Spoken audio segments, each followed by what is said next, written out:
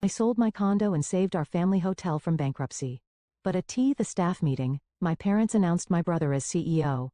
Claire, he's more of a leader, my mom said. Ryan smirked. I didn't fight back. I made a call that left them stunned. What do you mean Ryan will be CEO? I'm the one who saved this hotel.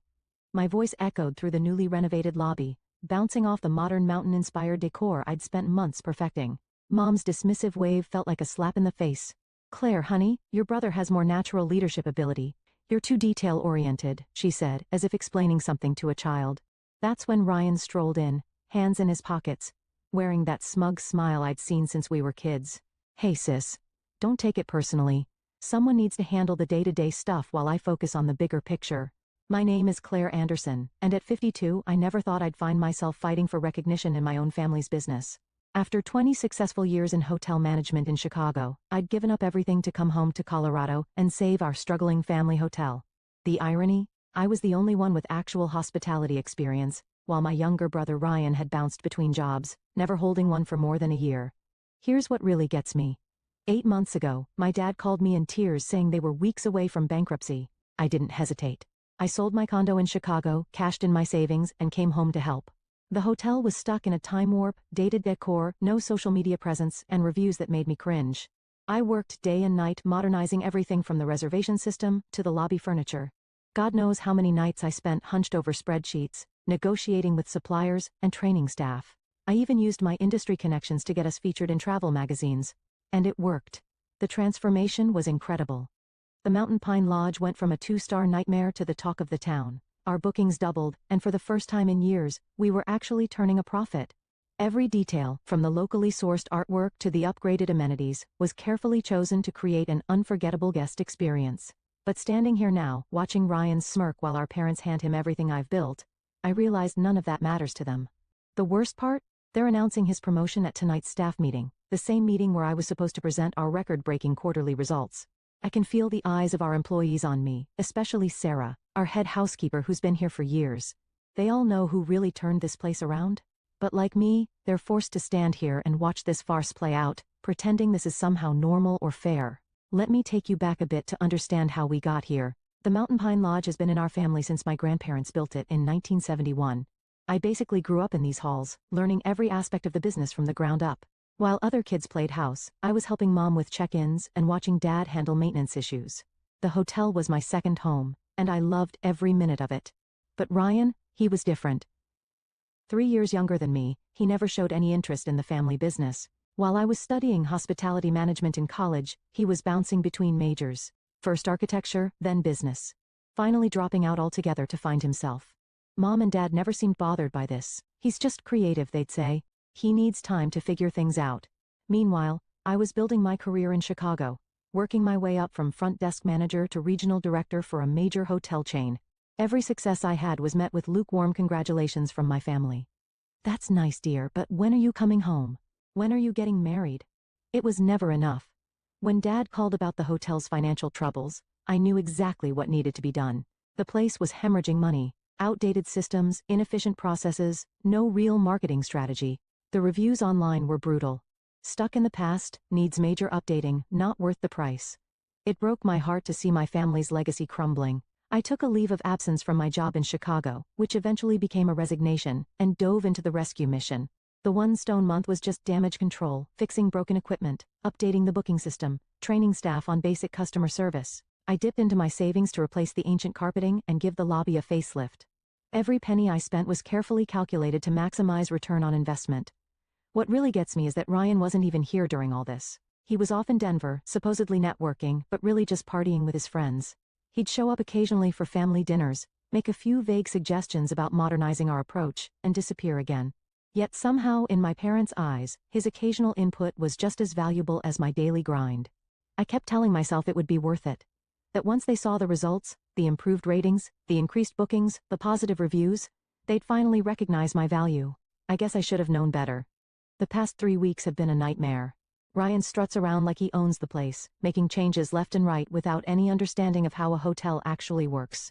Just yesterday, he decided to cut our continental breakfast service to save money.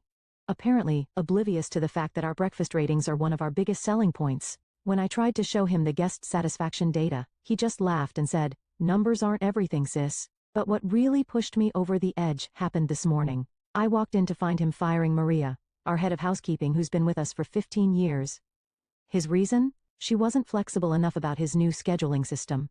A system that would have left us dangerously understaffed during peak checkout times. I managed to intervene and save her job, but the look of humiliation on her face will haunt me for a long time. I tried talking to Mom and Dad about it. I brought spreadsheets showing our progress, guest reviews praising our recent improvements, even financial projections for the next quarter. Dad just stared at his coffee while Mom patted my hand and said, "Dear, you need to give your brother time to find his footing. He has such wonderful ideas." That's when I saw it. The for sale sign on the old Riverside Lodge while driving home. It was our main competitor for years before falling into disrepair last season. I pulled into the parking lot, my mind racing. The property had so much potential, better views than our hotel, closer to the ski slopes, and a much larger spa space. Sure, it needed work, but I knew exactly what to do with it. I sat in my car for almost an hour, looking at that sign and thinking about every time my parents had overlooked me in favor of Ryan. Every achievement dismissed, every suggestion second-guessed, every contribution minimized. Something inside me snapped, or maybe it finally clicked into place. I called my realtor right there in the parking lot. The owners were eager to sell, and thanks to my savings and stellar credit rating, I could make it happen. By the time I drove home, I had already scheduled a viewing for the next morning. For the first time in months, I felt energized, excited even. I wouldn't have to watch Ryan destroy everything I'd built. Instead, I would build something new, something that was completely mine. Let them see what they gave up when they chose him over me. The next few months were a whirlwind of activity. I poured everything into transforming the Riverside Lodge into something extraordinary. While Ryan was busy throwing parties at Mountain Pine Lodge, I was working with contractors, redesigning spaces, and building a team of top-tier hospitality professionals. I named it the Summit, maybe a bit on the nose, but I wanted everyone to know exactly what I was aiming for. Word got around town quickly. Some people called me spiteful for competing with my own family. Others, especially those who'd worked with me at Mountain Pine, quietly cheered me on. My parents tried guilt-tripping me at first. "How could you do this to your brother?" "To us?" Mom would ask during our increasingly rare family dinners. I just smiled and changed the subject. Meanwhile, Ryan's mismanagement was taking its toll on Mountain Pine Lodge. Their reviews started dropping. Complaints about inconsistent service, maintenance issues, even cleanliness problems. 3 longtime staff members quit within the one stone month of his leadership. I heard through the grapevine that they'd had to slash their rates just to maintain occupancy. The Summit's grand opening was exactly 6 months after that fateful day in the lobby. I'll never forget my family's faces when they walked in. Mom's tight smile barely hiding her shock, Dad's wide eyes taking in the packed house, and Ryan's barely concealed anger. The local paper was there, taking photos and interviewing guests about Aspen's newest luxury destination. "You're trying to destroy us," Ryan hissed when he cornered me by the bar. "This is a direct attack on our family." I just smiled and replied, "No, Ryan, this is me succeeding despite our family." The contrast between the two hotels couldn't have been more stark. While Mountain Pine Lodge struggled with basic maintenance, the Summit was making waves with its eco-friendly initiatives and luxury amenities. Every detail I dreamed of implementing at the family hotel, but had been shot down, was now a reality here.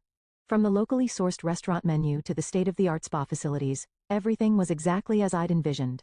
But success brought its own challenges. Other hotels started copying our innovative booking system. Some folks in town, old friends of my parents, started whispering about how I was tearing the family apart.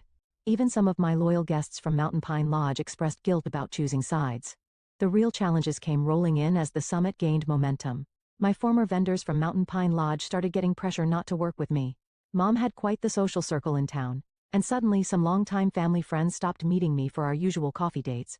I even lost my spot on the local tourism board. Apparently there was a conflict of interest. But I wasn't about to let small-town politics derail everything I'd built. When local vendors hesitated, I found better ones in Denver. When the tourism board dropped me, I focused on building direct relationships with ski tour operators. Every obstacle just pushed me to be more innovative, more determined. Then came the biggest test of all. Mom and Dad showed up at my office one morning looking worried. The bank was threatening to call Mountain Pine's loans. Ryan's mismanagement had finally caught up with them.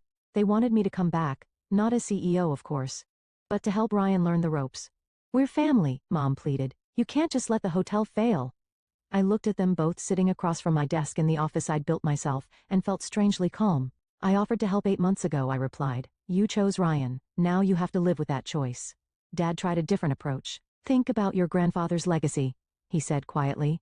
"This hotel has been in our family for generations, and I tried to preserve that legacy," I shot back. "You're the ones who handed it to someone who treats it like his personal playground." The whispers around town got nastier after that. I was the ungrateful daughter, the bitter sister, the woman who'd turn against her own family out of spite. Some days, those rumors hurt more than I'd like to admit. But every morning, I'd walk into the summit's lobby, see my vision come to life, and know I'd made the right choice. My team became my new family. Many were former Mountain Pine employees who jumped ship, tired of Ryan's chaotic management style. They understood what I was building here wasn't about revenge. It was about creating something meaningful, something we could all be proud of. The breaking point came during the annual Colorado Luxury Hotels Awards. The summit was nominated for Best New Boutique Hotel, and Mountain Pine Lodge was conspicuously absent from any category. I was sitting in the ballroom surrounded by my team when they announced our win. As I walked to the stage, I caught sight of my parents in the back of the room. They'd shown up unannounced, probably expecting to support our family hotel as they had for years. The look on their faces said everything. Mom was fighting back tears, and Dad looked like he'd aged 10 years. Ryan wasn't there. He'd stopped attending industry events months ago, claiming they were just popularity contests. But everyone in that room knew what this moment meant. The student had officially surpassed the teacher. The detail-oriented daughter had built something better than the family legacy they'd refused to entrust her with. During my acceptance speech, I thanked my team, our guests, and even mentioned Mountain Pine Lodge, where I first fell in love with hospitality. The crowd's uncomfortable shifting told me they caught my subtle dig, but it was the conversation afterward that really changed everything. A renowned travel magazine editor approached me for an interview. As we talked about the summit's success, my parents hovered nearby, clearly listening. They heard every word as I described my journey, including how being passed over for CEO had motivated me to build something of my own. "Sometimes the best success stories come from being underestimated," I said, loud enough for them to hear. That evening, the magazine editor told me they were naming the summit Best Boutique Hotel in the Rockies in their upcoming issue. The same issue would feature a piece on traditional hotels struggling to adapt, with Mountain Pine Lodge as their prime example. When the article came out, it was like a bomb went off in our small town. Everyone who'd whispered about me being spiteful had to acknowledge the truth. I'd built something extraordinary, while Mountain Pine Lodge was failing not because of me, but because of their own poor decisions. Looking back on everything, it's hard not to feel a mix of emotions. Part of me still hurts from the way my parents treated me, how they brushed aside all I'd done as if it were nothing. But another part of me, maybe the bigger part, feels liberated. I'm living my life on my terms, not waiting for someone else's validation. When I walk into the summit every morning, I'm reminded of what I built with my own 2 hands. The vibrant lobby buzzes with life.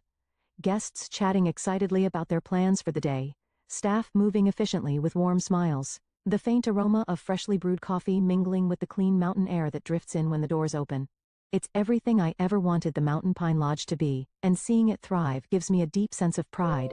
My team at the summit has become my family in ways I never expected. Many of them, like Sarah and Maria, are former employees of my parents' hotel, who left because they saw the same lack of leadership I did. They've been instrumental in making the summit a success, and their loyalty humbles me. Sarah often jokes that she finally feels like her experience and ideas are valued, and I know exactly how she feels.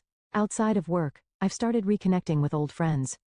For years, I was so wrapped up in trying to prove myself to my parents that I let important relationships slip away. Now I'm making time for coffee dates and hikes, rebuilding those connections. Some people from the town who initially criticized my decision to compete with my family have even come around, admitting they admire what I've accomplished. I've also started to find my place within the community again. Hosting events at the summit has helped me re-establish old bonds and even create new ones. Just last month, we held a fundraiser for the local animal shelter in our new event space, and it was a huge success. Seeing people come together for a good cause reminded me why I wanted to work in hospitality in the first place, to create spaces that bring people joy and comfort. But it's not all perfect. There are moments, especially on quiet evenings, when I think about my parents and Ryan. As much as they've hurt me, I wish things could be different. I've caught myself wondering if they've ever truly understood the sacrifices I made to save our family's legacy. Still, I've come to realize that their approval isn't something I need anymore. My success, my happiness, they're mine, and no one can take them away. For so long I lived in the shadow of their expectations, but now I'm finally standing in my own light. It was about 3 weeks after the Colorado Luxury Hotels Awards when my parents finally reached out again. They asked me to come over for dinner, just the 3 of us. I hesitated for a moment, but decided to go. I wanted to hear what they had to say even though I wasn't holding my breath for a real apology. When I arrived at the house, the atmosphere was different. My mom greeted me with a nervous smile, and my dad avoided eye contact, fiddling with his watch the way he always did when he was uncomfortable. Over dinner, they started with small talk. How the weather was unusually warm for the season. How they'd heard about the summit's latest 5-star review. I could tell they were building up to something. Finally, my dad cleared his throat and said, "Claire, we wanted to say we're proud of what you've accomplished." My mom quickly added, "We know we haven't always shown it, but we do recognize how much work you've put in. The summit it's remarkable." I wanted to feel happy about their words, but they landed flat. It felt like too little, too late, especially after years of being dismissed. Instead, I just nodded and waited for what I knew was coming next. Sure enough, my mom launched into it. "Ryan's been struggling. The hotel isn't doing well, and he's in over his head. We were wondering if you could maybe guide him, help us get things back on track." For a moment, I didn't say anything. I let their words hang in the air while I looked at both of them, really looked at them. My mom with her carefully manicured nails gripping her wine glass a little too tightly, and my dad who seemed to be studying the tablecloth as if it held the answers to all their problems. "I offered to help a year ago," I finally said, my voice calm but firm. "I gave up my life in Chicago to save Mountain Pine Lodge. You chose to put Ryan in charge knowing he wasn't ready, knowing I had the experience to make it succeed. You didn't want my leadership then, and now that things have fallen apart, you're asking me to step in? I'm sorry, but I can't do that." My mom opened her mouth to argue, but I held up a hand to stop her. "I'll give you advice if you want it. I can recommend strategies, suppliers, even training programs for the staff, but I'm not coming back to fix what Ryan has broken. That's not my responsibility anymore."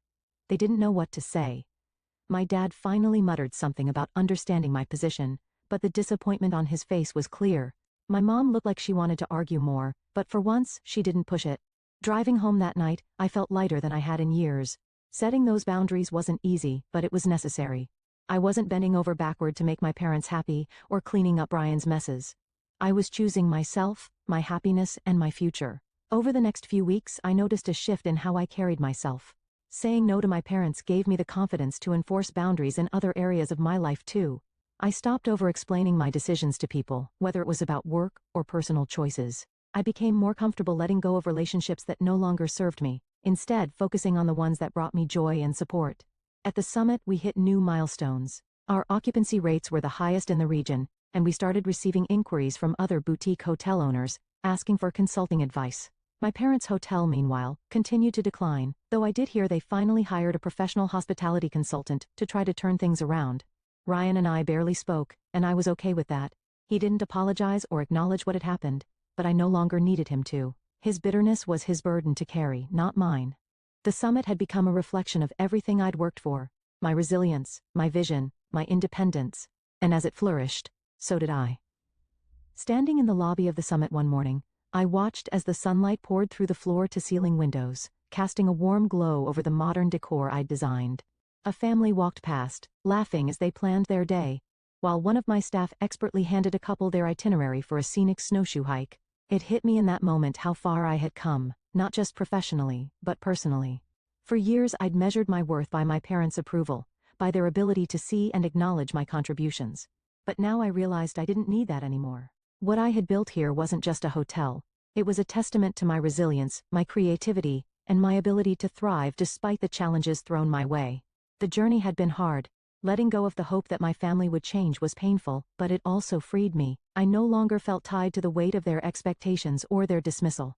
Instead, I felt proud of what I had created, proud of the team I'd cultivated, and proud of the life I was living. I wasn't just surviving, I was thriving. The Regional Hospitality Award ceremony was the kind of event I used to dream about attending. The room was buzzing with excitement, filled with industry leaders, journalists, and hotel owners from across the state. As the announcer began to list the nominees for Boutique Hotel of the Year, I caught a glimpse of my mom and dad seated toward the back of the room. Their faces were unreadable, but I could sense the weight of what this moment meant to all of us. When the summit was announced as the winner, the room erupted into applause. My team cheered as I walked to the stage, my heart pounding. As I accepted the award, I glanced at my parents. My dad gave me a small nod, and my mom's eyes glistened with unshed tears. It wasn't quite an apology, but it was acknowledgement, something I'd long since stopped expecting, but still appreciated in its own way. After the ceremony, I joined my team in celebrating. My parents didn't approach me, and I didn't go to them. This was my moment, and I wanted to share it with the people who had helped me achieve it. I felt truly free. free from the need for their approval, free from the shadows of their choices. Success wasn't about proving them wrong anymore. It was about proving to myself that I was capable, deserving, and enough. And as I raised a glass with my team that night, I knew I'd finally found peace.